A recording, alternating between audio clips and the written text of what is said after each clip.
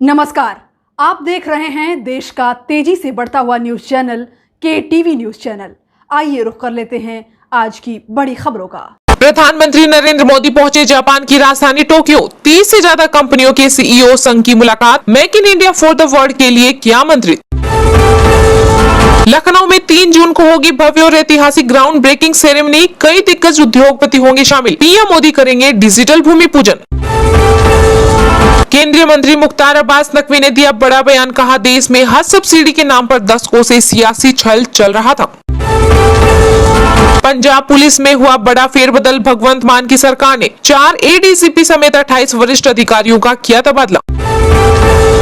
केंद्रीय मंत्री किरेन रिजिजू ने किया बड़ा दावा। कहा, कांग्रेस की सरकारें अरुणाचल प्रदेश के सीमावर्ती गांवों में सड़कों के निर्माण से बचती थी।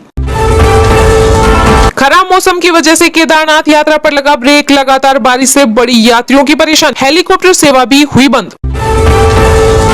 राजस्थान के CM अशोक गहलोत ने केंद्र सरकार से की मांग। कहा, पेट्रोल डीजल पर उत्पाद शुल्क सैपरंग सरकार के स्तर पर लाना चाहिए। छत्तीसगढ़ के CM भूपेश बघेल ने पेट्रोल और डीजल पर केंद्र के उत्पाद शुल्क में कटौती का किया स्वागत। UPA शासन के समान स्तर पर लाने की। दिल्ली के deputy CM Manish Sisodia London में दिखाएंगे दिल्ली एजुकेशन मॉडल। 112 देशों के बुद्धिजीवी लेंगे हिस्सा। अमेरिका के राष्ट्रपति जो बाइडेन ने किया हिंद प्रशांत व्यापार समझौते का ऐलान। भारत, जापान समेत 13 देश शामिल। सपा नेता आजम खान ने ली विधायक पद की शपथ। विधानसभा सत्र में होंगे शामिल।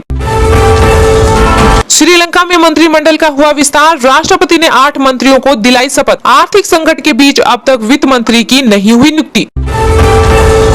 तेलंगाना के CM के चंद्रशेखर राव ने किया बड़ा दावा। कहा, केंद्र राज्यों पर बना रहा किसानों पर बिजली बिल थोपने का दबाव।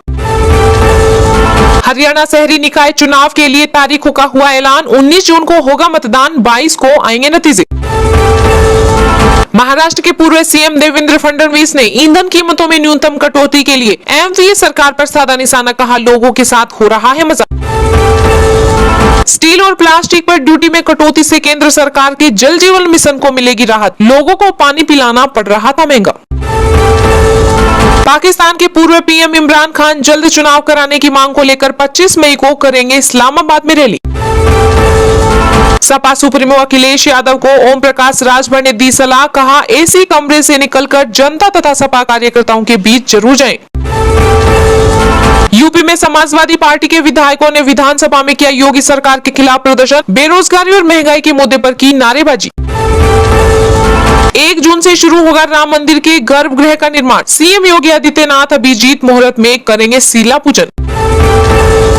उत्तराखंड सरकार का बड़ा ऐलान। अभिनेता सुशांत सिंह राजपूत की याद में केदारनाथ धाम में तैयार करेगी फोटोग्राफी पॉइंट। फिल्म केदारनाथ में निभाई गई थी मुख्य भूमिका।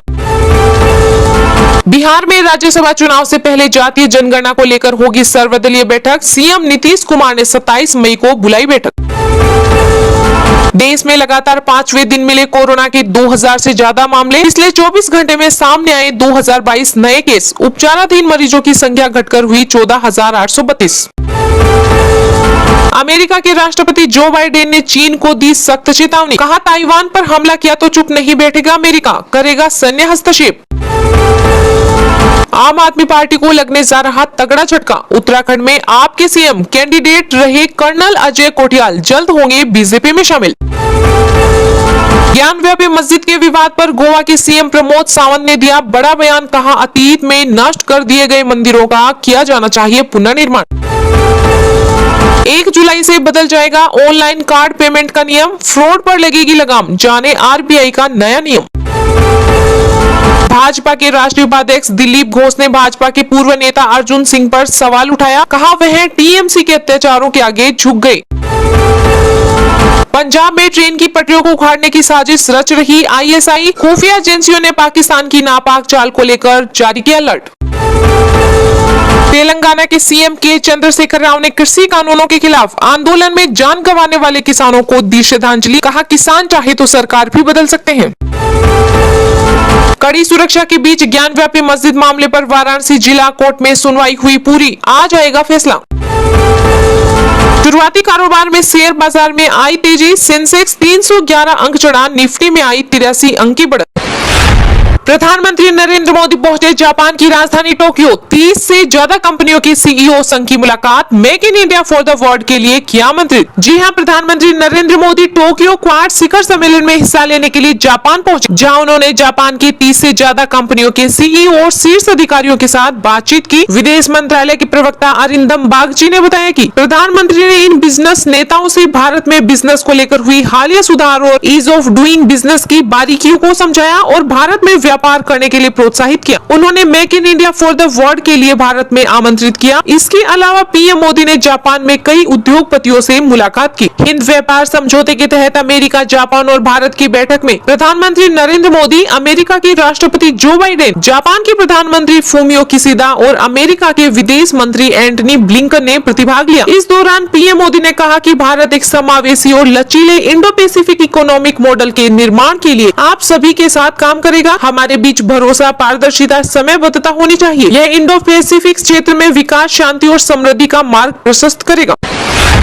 पंजाब पुलिस में हुआ बड़ा फेरबदल। भगवंत मान की सरकार ने 4 एडीजीपी समेत 28 वरिष्ठ अधिकारियों का किया तबादला। जी हां, पंजाब में सरकार बनाने के बाद भगवंत मान सरकार लगातार एक्शन में है। सरकार ने 28 वरिष्ठ पुलिस अधिकारियों के तबादले किए हैं। इनमें 4 एडीजीपी अधिकारी भी शामिल है। भगवंत मान की सरकार ने ADGP law and order Naresh Kumar को हटा दिया गया है। सरकार पर पिछले कुछ समय से लॉ एंड ऑर्डर को लेकर सवाल उठ रहे थे, जिसके बाद सरकार ने यह फैसला लिया। इसके अलावा कपूरथला के डीसी विशेष सारगल को कपूरथला नगर निगम कमिश्नर का चार्ज मिला है, जबकि पंजाब सरकार की ओर से जारी आदेशों में कहा गया है कि हरप्रीत सिंह को अमृतसर का एसडीएम नियुक्त किया गया है। आदेश के मुताबिक मनीष राणा को आनंदपुर साहब का एसडीएम नियुक्त किया गया। जिन 24 पीसीएस अधिकारियों का तबादला किया गया है, उनमें अवनीत कौर, अनुप्रीत कौर, नवनीत कौर सेखो, पूनम सिंह और राजेश कुमार शर्मा शामिल है। पंजाब सरकार ने पिछले सप्ताह भी 3 आईजी, 4 डीआईजी समेत कुल 18 आईपीएस, पीपीएस अफसरों के तबादले किए थे।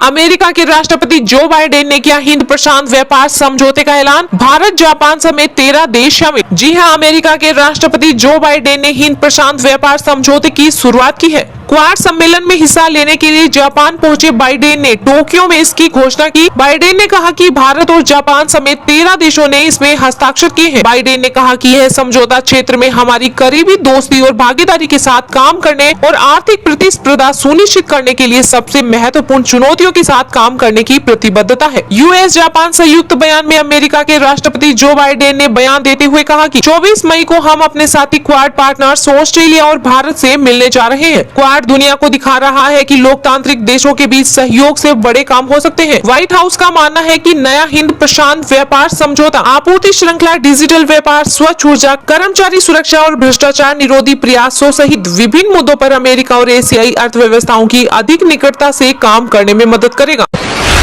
स्टील और प्लास्टिक पर ड्यूटी में कटौती से केंद्र सरकार के जल जीवन मिशन को भी मिलेगी राहत। लोगों को पानी पिलाना पड़ रहा था महंगा। जी हां, महंगाई से राहत देने के लिए सरकार ने स्टील और प्लास्टिक पर भी ड्यूटी में कटौती का ऐलान कर दिया है। स्टील इंडस्ट्री में इस्तेमाल होने वाले कुछ कच्चे सामान के आयात शुल्क को घटाने के कारण केंद्र सरकार की जन कल्याण योजनाओं को पंख लगने की उम्मीद है। जल जीवन मिशन मोदी सरकार की महत्वाकांक्षी योजना है। इस योजना के तहत सरकार घर घर टैप वाटर की सुविधा उपलब्ध करवाती है। स्टील और प्लास्टिक कीमत में बढ़ोतरी के कारण इस मिशन के क्रियान्वयन पर बहुत बुरा असर हुआ है, लेकिन अब ड्यूटी में कटौती के बाद स्टील और प्लास्टिक की कीमत में कमी आएगी और इस योजना को बल मिलेगा। प्लास्टिक और स्टील की कीमत में बढ़ोतरी के कारण इस योजना की कॉस्टिंग बहुत ज्यादा बढ़ गई थी। कीमत में कटौती होने के कारण इन योजनाओं की रफ्तार फिर से बढ़ेगी। स्टील, सीमेंट और अन्य मेटल्स के रेट में बढ़ोतरी के कारण इंफ्रास्ट्रक्चर कॉस्ट में तेजी आ रही थी। केंद्र सरकार की तरफ से ऐलान के बाद स्टील और सीमेंट की कीमतों में कमी आएगी, जिसके कारण इंफ्रास्ट्रक्चर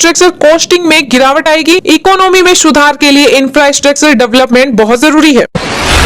1 जुलाई से बदल जाएगा ऑनलाइन कार्ड पेमेंट का नियम। फ्रॉड पर लगेगी लगाम, जाने आरबीआई का नया नियम। जी हां, ऑनलाइन पेमेंट जितना आसान है उतना खतरनाक भी, क्योंकि वर्तमान समय में साइबर क्राइम काफी बढ़ गया है, जिस पर लगाम लगाने के लिए आरबीआई लगातार सख्ती दिखा रहा है। आरबीआई ने कुछ दिन पहले ही सभी बैंकों और सभी पेमेंट एग्रीगेटर्स को आदेश दिया था कि ग्राहकों को ऑनलाइन ट्रांजेक्शन करने के लिए हर बार कार्ड की डिटेल देनी होगी, जिसके बाद ही ऑनलाइन खरीदारी या ऑनलाइन पेमेंट कर सकेंगे। आरबीआई के नए आदेश आदेश के मुताबिक अब कोई पेमेंट एग्रीगेटर्स, गेटवेज और मर्चेंट्स 1 जुलाई से ग्राहकों के क्रेडिट कार्ड और डेबिट कार्ड की डिटेल्स स्टोर नहीं करेगा। इन नियमों में पेमेंट एग्रीगेटर्स और मर्चेंट्स की परेशानी काफी बढ़ा दी है, क्योंकि यह नियम बहुत जल्द लागू होने वाला है और इसका अल्टरनेटिव सिस्टम तैयार नहीं हुआ है, लेकिन 1 जुलाई तक तैयार होने की उम्मीद जताई जा रही है। सभी पेमेंट एग्रीगेटर्स, पेमेंट गेटवेज और मर्चेंट्स अपने प्लेटफॉर्म पर कस्टमर के कार्ड की डिटेल स्टोर करते हैं। इससे हर बार कस्टमर को ट्रांजैक्शन के वक्त अपने कार्ड की डिटेल डालने की जरूरत नहीं पड़ती है। लेकिन नया नियम लागू होने के बाद ग्राहक को हर बार ट्रांजैक्शन के समय कार्ड की डिटेल